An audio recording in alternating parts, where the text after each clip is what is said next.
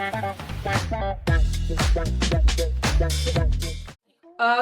my name is Tony Fullerton. I'm one of the grad assistants here in the Heinz Institute, and today I am with Dr. Kenneth Redcross, CEO and President of Redcross Communications, with a very focus on personal healthcare. So thank you for being here. Thank you for having me on. I'm happy to be here. So just to start out, just can you talk a little bit about your companies that you've started? Yeah, so one of the important things for me as I learned a little bit more about healthcare was that healthcare was changing, and I felt that patients weren't really getting the experience that they should be getting. And so after a few things that changed in my career or adjusted in my career, I realized that there was a different way to deliver care, and it was one that provided three important things: access, convenience, and time. It later became the concierge model that is so popular now, which wasn't popular back then. But that's kind of how I got to where I am now. And so with that, you talked a lot about your experience with your personal experience with healthcare, and how that kind of changed your mindset on being a doctor. And so one question I have is, what caused you to go into opening up like your own practice opposed to just changing how you operate as a doctor, say in like a hospital or urgent care setting? That's a great question, because I wasn't quite sure what to do, because once I finished medical school and started to practice, I couldn't understand why I wasn't as happy as I thought I would be. I adore patients. I endure my time with patients, but then I realized I wasn't happy because the way healthcare had become, it started to focus more on volume than value. And so I'd be a part of certain medical groups that would want you to see 30 to 40 people a day, and I can't get into the soul of the patient if I feel like I'm being rushed and so forth. And so it took me some years to realize that the reason why I wasn't happy is because that's not the way that I felt care should be delivered to patients, where right now on average patients get about 7.5 minutes with their doctor. And I found that unacceptable. And so I decided I needed to change that, and was fortunate enough that a lot of other people felt that change was something that they wanted also.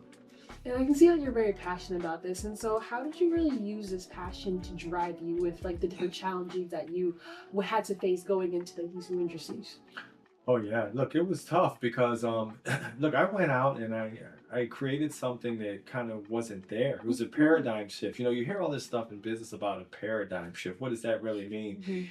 It really is thinking about something in a way that's never been thought of, because I did not realize that I could have a relationship with the patient where both of us felt that it was 100% connection.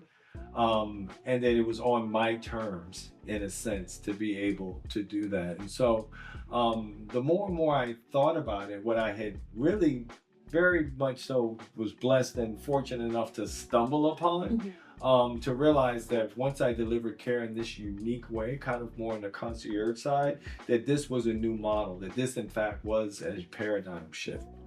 And as you're like saying a concierge, meaning you have like more of a personal relationship with your parents, where does pharmaceuticals come into the picture with that? Oh, that's a good question. So, and you're right. Thank you for mentioning that. So when I say concierge, it's like concierge at a hotel. When you go to a hotel, you want to know which restaurants to go, what places you want to go to. That's your concierge, right? So that's kind of what I am for your doctor, to improve your healthcare experience.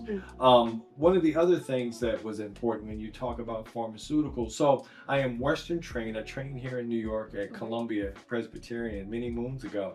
But one thing that has evolved in my practice is that I'm almost more on the holistic side of healing now, to where pharma, it plays a part for those disease states that we know is very important: heart failure, diabetes, hypertension, and some other ways. But there are some things on the holistic side of healing that can make a difference now as well. So what I've done is evolve my practice to kind of almost keep up with the times when I have so many patients who are like, "Doc, is there anything else besides this particular medication that can make me better? Can I take this herb or root or what have you with this medication?" So it's a nice discussion now where we're talking about what I like to say, staying a little bit closer to the earth when it comes to how we should be healing patients.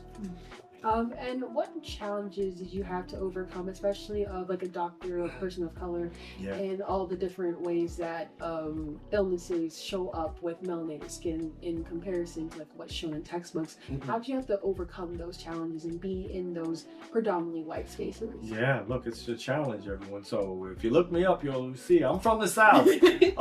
So it's a little bit different stuff going on in the South. All right. And being a brown person. And when you think about it, look, African American doctors in the United States, 5%, 2.5% male. So there's a lot of different challenges. The other thing is that this little pandemic, I shouldn't say little pandemic that came across, really shone a big light on some healthcare disparities that shows that brown and black folks were getting maybe some different care, were dying more from COVID. That was when my message of the importance of staying closer to the earth with remedies such as vitamin D became a big part of the story for those with melanated skin. Another thing that I saw, and it's funny you mentioned this, I was reading an article the other day, a dermatology article. And it wasn't an article, I'm sorry, it was a podcast or a video cast. And so as I was watching her, she was talking, she was showing two different photos. First time ever. See, usually when you see the derm photos, you don't always see a brown person as an example. This time, she made it a point to say, on melanated skin, this particular rash may look like this, and on non-melanated, it may look like that. That was huge. That was something that wasn't really happening before, and I was so appreciative of that because I think the message is a little bit out that we need to balance care, and that message is there finally. And one question is like, as you're talking like balancing care, and another thing you mentioned about is how you have like athletes as your clientele and different celebrities, and like how did you really get into that space? You know, when I first started my first position, I worked with migrant farm workers in Oxnard, California. And I did that for 4 years. And then I met someone in one of my cooking classes who knew the CEO of Cedars-Sinai Hospital, which is in Beverly Hills, which if you don't know Beverly Hills, you know, look, there's a lot of entertainers and athletes out there in California. So I was very fortunate enough to when I had an aide that came, not an aide, I'm sorry, a patient who worked as a production assistant for a big time director. And he was sick, couldn't get out and see his doctor. So I told her I'd go see him. So I went after work, after I saw my patients, and I went out there and he was so happy. He was like, what is this? You're a doctor, you come to me? Many moons ago, everyone. And he says, what do I owe you? And I was like, $100? And he was like, no way. So he wrote me this huge check. And so when he wrote me that check, more importantly than the money was that he was elated. And so was I because he was elated. And then I realized that once again, I brought him access, I brought him convenience, and I gave him my time.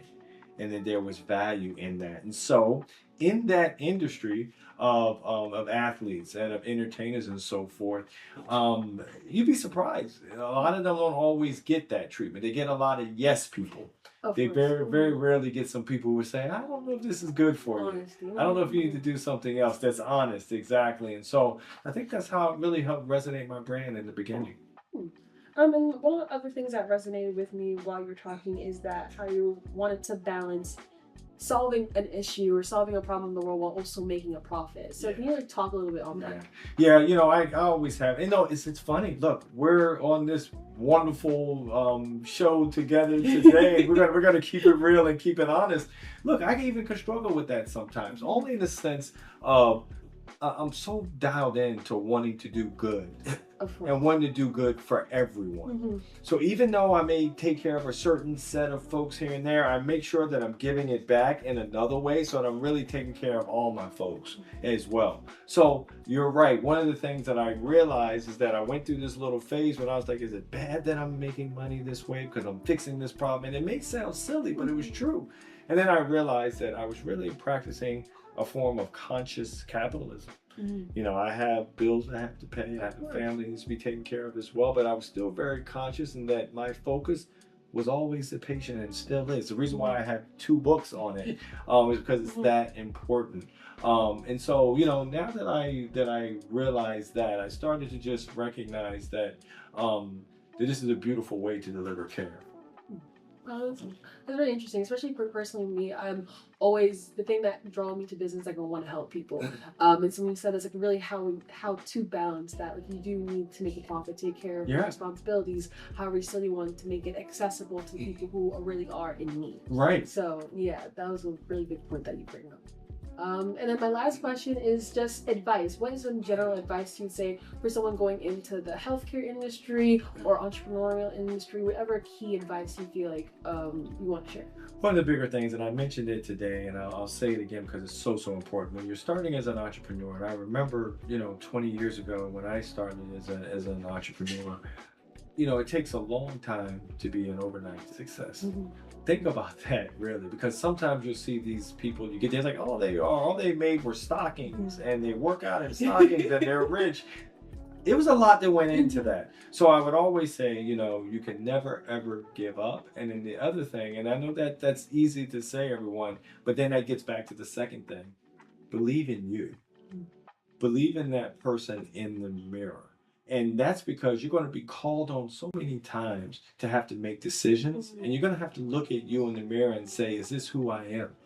Is this the direction I want to go? Is this helping the people that I feel are my calling to help, or the business problem that I'm trying to solve?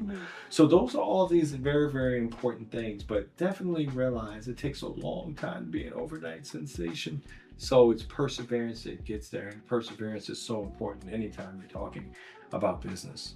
That is a very great point, perseverance. I want to thank you for being here, for your talk, and for having these few minutes with me as well. If you want more content like this, feel free to subscribe as well as follow us on all of our socials at Heinz Institute. Thank you again for being here. Thank you. Thanks for having me, guys. Boys, have a good day. You too.